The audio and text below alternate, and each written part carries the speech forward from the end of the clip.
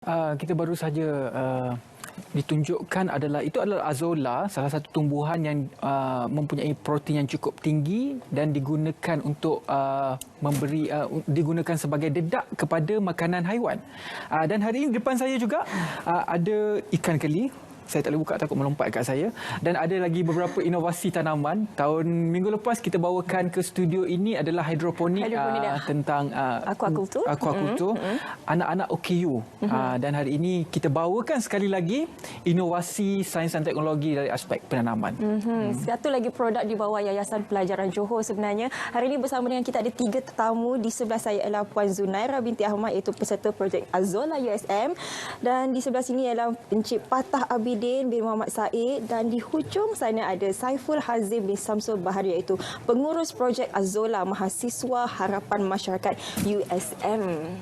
Selamat datang. Tadi Puan cakap dia hanya mampu buat ikan je. Kalau dia buat lembu macam tak kena pula. Pernah dekat Citra Desa Terengganu dulu, memang kita bawakan lembu. Saya pegang lembu dekat depan kamera. Selamat pagi Malaysia. Dia tak ganas, tak apa. Lembu sadok. Mungkin ada nak tahu kenapa kena buat lembu tu, mungkin Puan Azolla. Puan Zunaira boleh terangkan sebenarnya apakah yang dimaksudkan dengan Azolla ni tadi? Kalau yang itu bisa idea Azolla. Projek ni. Sila.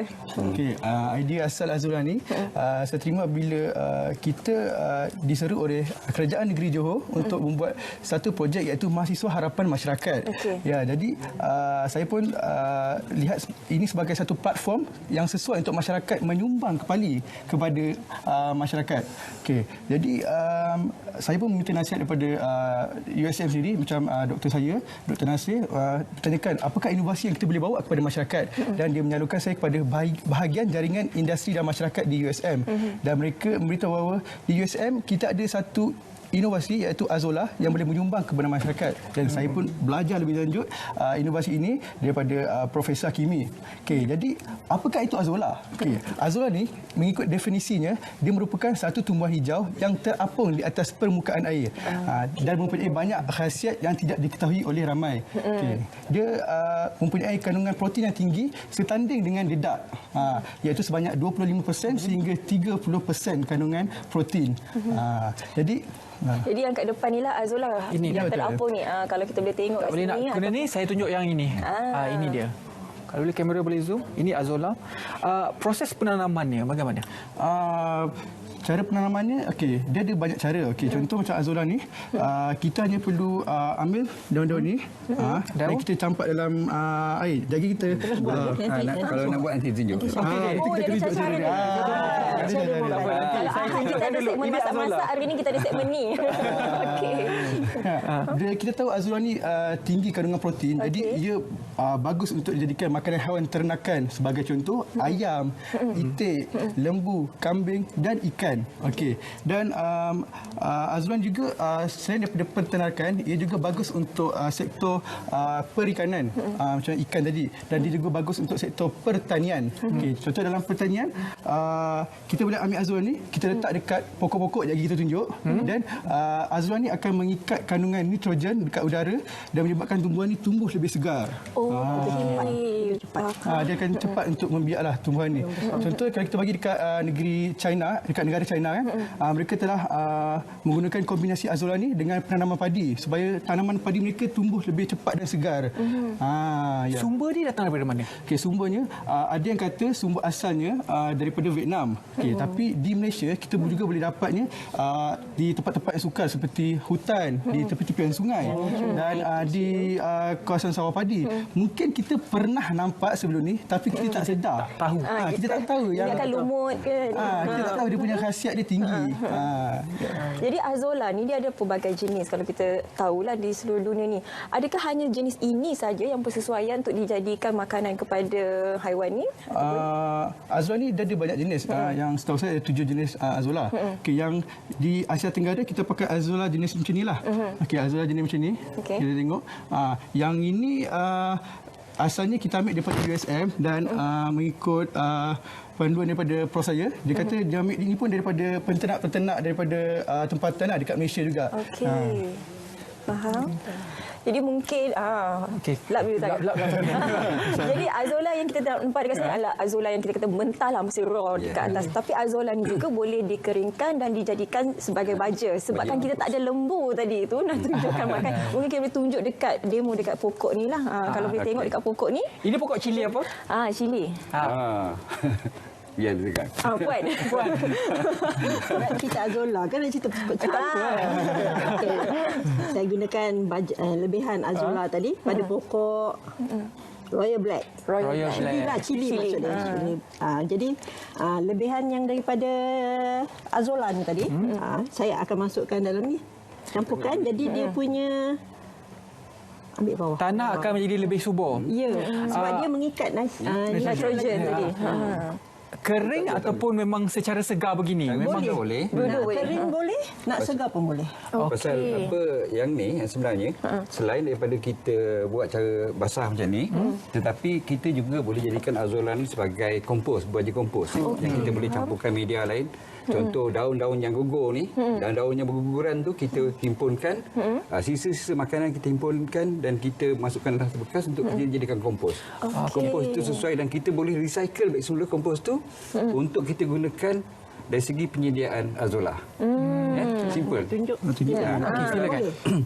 Jadi cuma macam yang ini kita gunakan ini baja kompos yang kita gunakan dan itu azola. Jadi Kompos ini campuran apa? okey. Ini yang lebihan-lebihan barang dapur tadi. Sayur-sayur, daun-daun kering. dah boleh dikomposkan. sebenarnya. Boleh juga tinja ayam. Tapi tinja ayam tu dia sebenarnya tak boleh terus letak. Dia kena Dikomposkan ada rawat dulu. Ada rawat dulu. Kalau kita guna kat dapur kan banyak sisa-sisa dapur. Ya, betul. Jadi kita akan mendapkan. Jadi jadikan dia baja kompos. Jadi kita perlukan air.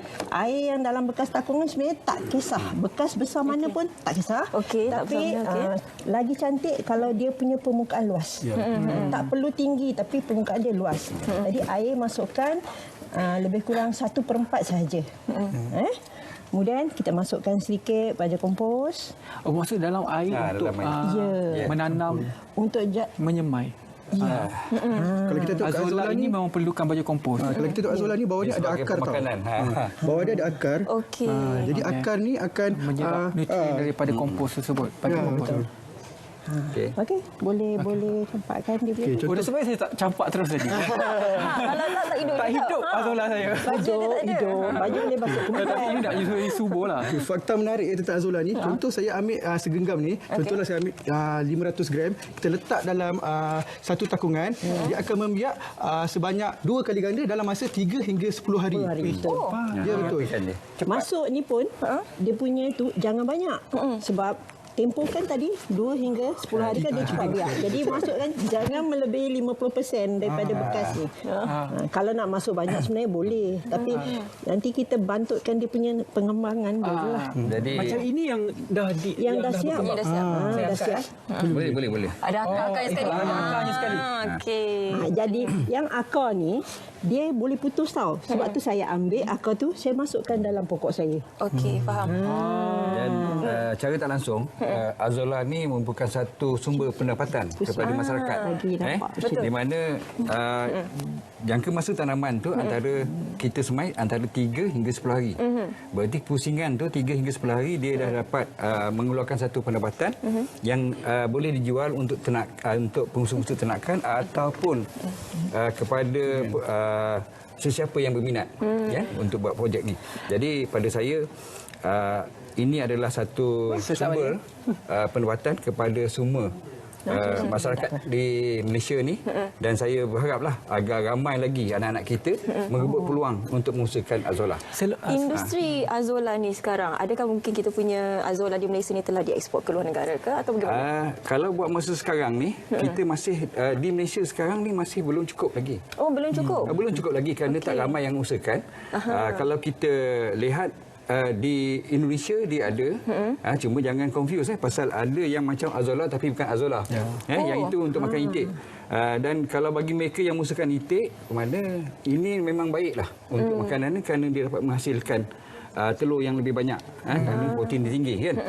Jadi kalau kita lihat macam yang kami akan cuba membiakkan dia dengan mengajak rakan-rakan yang lain untuk buat tanaman ni, kerana tanaman ini memang terlalu cepat dan pulangan dia lebih pantas. Dan kos dia pun kurang. Ya, Kos rendah. Sekali. Semasa dituai dan digunakan untuk menjadi gembaja, menjadi makanan binatang, akar ini dibuang ataupun tidak? Tak buang. Tak. Kena buang. Oh, kena buang. Sebab dia sebenarnya tak ada. Maksud saya buang pergi kat pokok ni. Maksudnya buang tu. gunakan 100% lah apa yang dibiarkan di situ. Termasuk air yang lebihan tadi kan kalau kita dah guna, air ni kita boleh buat Boleh buat sirap. Okey. Dan di hadapan saya sekarang ni daripada tadi bunyi lompat-lompat ni adalah ikan keli. Ada 2 ekor ikan Dua keli di ekor kat hadapan sana. saya. Boleh. Kita nak tunjukkan bahawa azolla ini juga boleh dijadikan makanan haiwan ternakan. Bismillah. Titik, dan di studio kita bawa ikan keli. Saya Biasa bawa pun bagi bekasnya besar. Kita Pasal tengok. ni air kurang, cuma dia mungkin dia tak dapat anu kan. Dia Oh, okey. Dia makan. Dari segi penjimatan dia, Lapar menggunakan kan? dedak biasa dan juga makanan biasa untuk binatang. Kalau- comparison harga bagaimana? Kalau hasil daripada kajian yang telah dibuat oleh USM sendiri, iaitu Profesor Hakimi, dia melihat bahawa azolla ni boleh menyebabkan penjimatan sebanyak 60% kandungan dedak. 60% kandungan dedak dapat dijimatkan. So macam selalu orang yang ternak haiwan, dia akan beli dedak kan secara harian. So selepas ni mereka boleh menjimat sebanyak 60%. So azolla ni dilihat sebagai satu penjimatan yang banyak dan kita boleh pasarkan dekat orang-orang kampung untuk buat sama-sama. Setakat ni kita dah buat satu kita panggil rumah azolla di rumah Haji Patah Abidin. Dan dalam tu kita ada macam bekas macam ni ada lebih kurang 80 bekas. Kita biarkan. Ni lebih besar lagi. Jadi azolla ni sensitiviti dia macam mana? Mungkin dari segi cuaca ataupun lighting macam mana? Dia azolla ni sebenarnya dia perlukan cahaya matahari. Perlukan cahaya matahari. Tetapi dia tidak boleh kena air yang terlalu banyak pasal dia akan berubah dari segi kandungan baja dalam tanah ni pemakanan. Okey. Jadi sebab tu macam yang apa yang kami buat ya untuk mengawal tu kita buatkan rumah azolla macam kita tengok tadi awal tu kan. Jadi kalau siapa yang nak tengok macam mana kita buat, datanglah tempat kami di Felda Bukit Batu je. Kampung Felda Bukit Batu. Peluang untuk dikomersialkan bagaimana? Setakat ni kami daripada Azolla USM telah bekerjasama dengan beberapa agensi kerajaan negeri dan agensi swasta untuk menyalurkan azolla yang diusahakan oleh penduduk kampung kepada mereka. Maka dari sini penduduk kampung dapat membuat menjana pendapatan lebihan hanya daripada rumah. Rumah azolla, kos pembinaannya bagaimana? Sebenarnya tak perlu sangat. Tak wajib lah senang cakap kata rumah azolla tu. Boleh buat kawasan terdedah aja. Sebab yang harus penting ada cahaya kontrol- matahari. Cahaya matahari kena kontrol. Dia tak boleh air. terik sangat. Dan tidak Kalau- hujan. Kadang hujan je. Pasal air. yang kita buat tu pasal kita nak elakkan jangan sampai hujan ni. Kalau kita tengok di street ni macam ni contoh dia, contoh tempat penanamannya. Ini di mana? Ni di Felda Bukit Batu di rumah saya. Berapa luas rumahnya? Berapa luas rumah azolla? Rumah azolla ni tak luas. Yang ini kita buat ni hanya saiz 20 kali 30 je, tak besar. Kecil saja. Tetapi kita buat rak tu untuk kita menyuatkan space dan kita boleh letak banyak lagi lah. Dan tujuan pertama pasal kita nak jadikan dia sebagai benih, itu yang kita kontrol dia supaya tak ada serangan serangga dan apa kan. Jadi bila kita bekalkan kepada mereka-mereka yang berminat, dia dapat yang benih baik, yang terbaik. Itu sebab tu kita ada buat rumah untuk azolla tu. Azolla. Okey, menarik. Itu adalah perkongsian sains dan teknologi inovasi kita dalam kita mungkin memberi penjimatan. Betul.